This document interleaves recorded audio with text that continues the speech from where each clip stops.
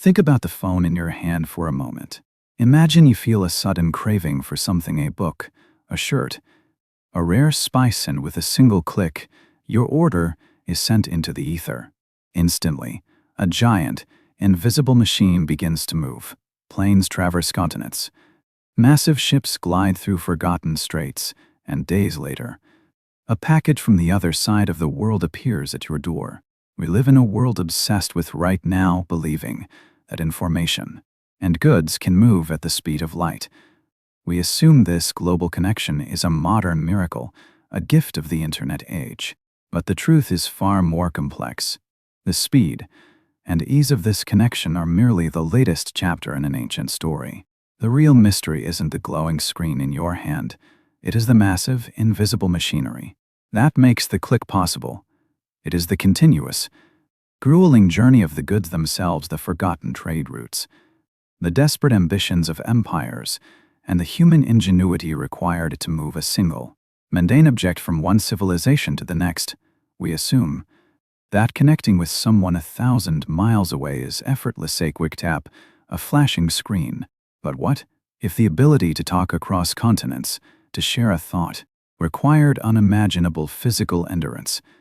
If we travel back over 2,000 years, we discover a profoundly different kind of network.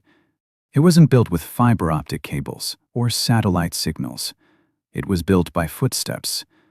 Intricate system spanning 5,000 miles across the planet's highest mountains and its most unforgiving deserts. We call this monumental pathway the Silk Road. It was more than just a route for goods. It was a lifeline of human ambition, a slow, arduous river of ideas that flowed between east and west.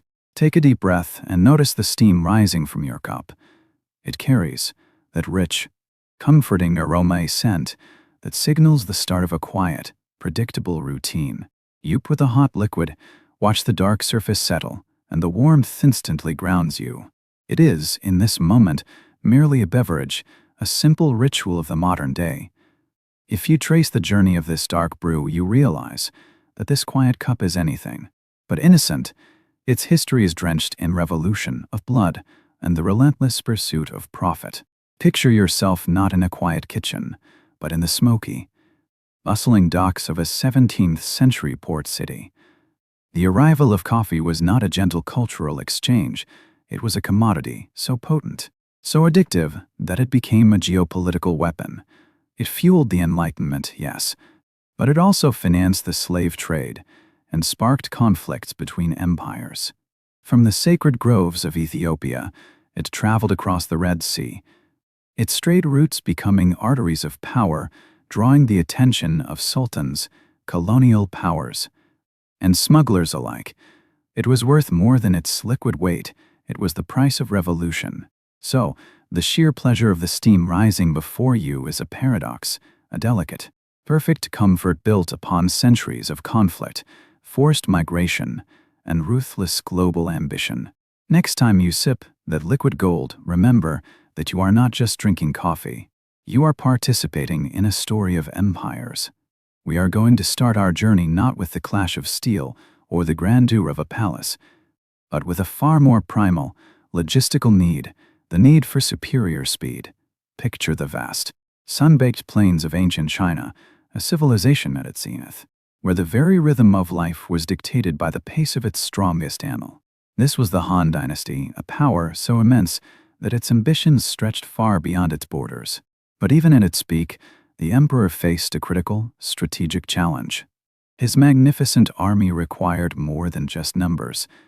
It demanded cavalry horses capable of outrunning the enemy and sustaining relentless charges across arid terrain. Whispers, carried on the desert wind, spoke of heavenly horses, creatures of impossible strength said to exist far beyond the known, settled lands in the mysterious western frontier. This vast unknown presented both the ultimate prize and the deepest peril. To secure this mythical power, the emperor commissioned a trusted official, Zhang Qian. He tasked him with a monumental mission: venture into the uncharted wilderness to find not only the legendary steeds, but also to forge alliances for his people. Imagine Zhang Qian leaving the structured safety of his homeland, taking a small escort into a world that knew nothing of the mighty Han Empire. We often think of empires rising and falling because of armies or the sheer weight of gold. But sometimes, the most powerful force that reshapes the map is something far more delicate: a whisper of knowledge.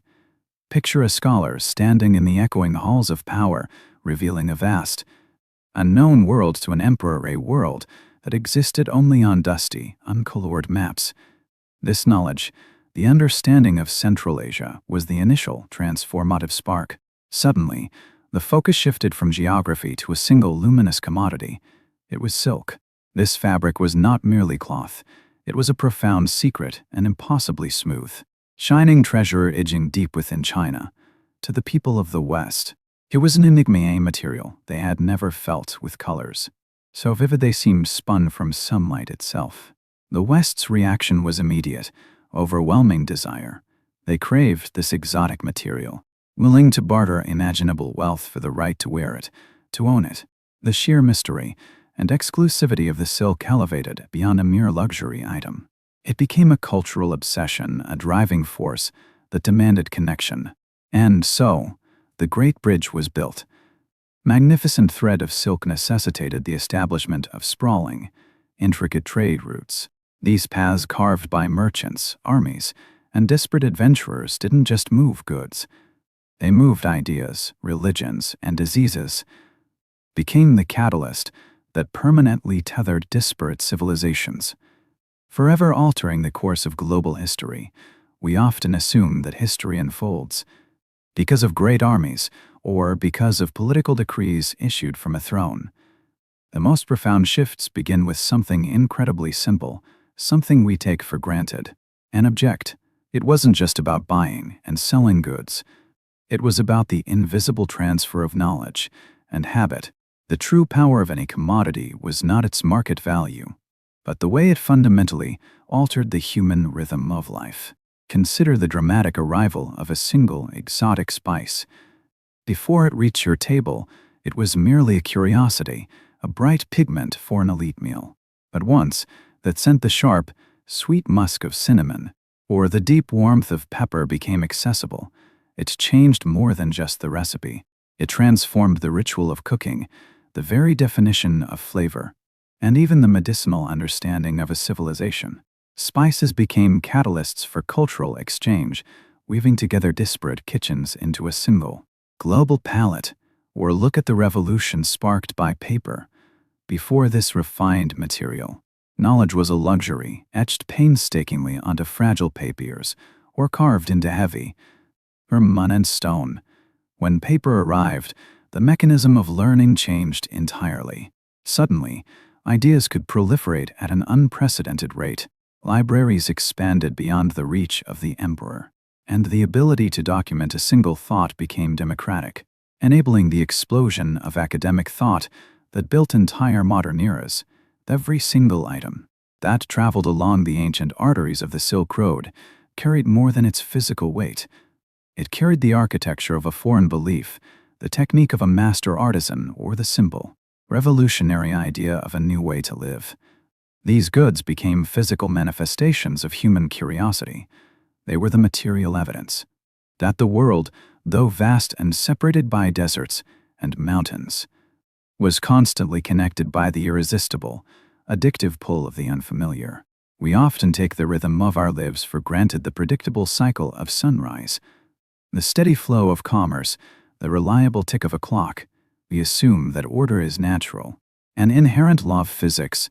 But what if the most powerful forces shaping our existence are not natural at all?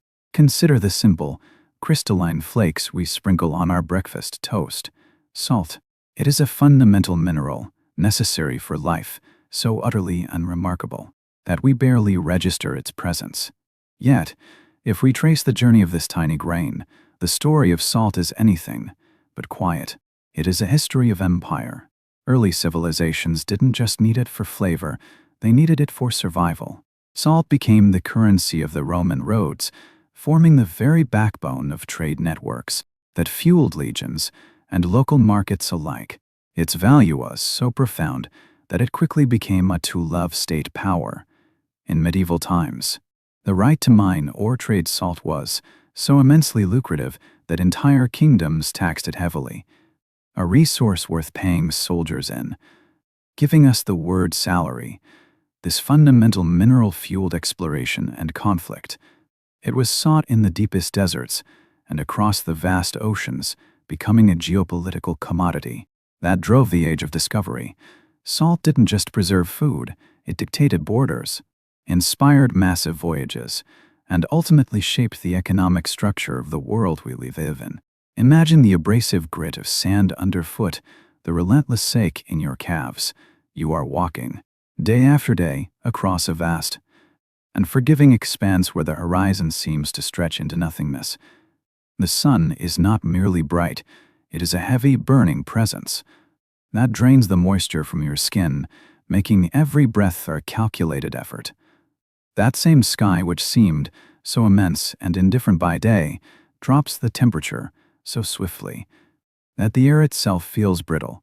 Survival on these dusty tracks demanded a constant vigilance, not just against the elements, but against the shadows thieves who waited patiently to steal the precious silks and the weight of gold carried in the bales. Yet, the journey was not only defined by peril.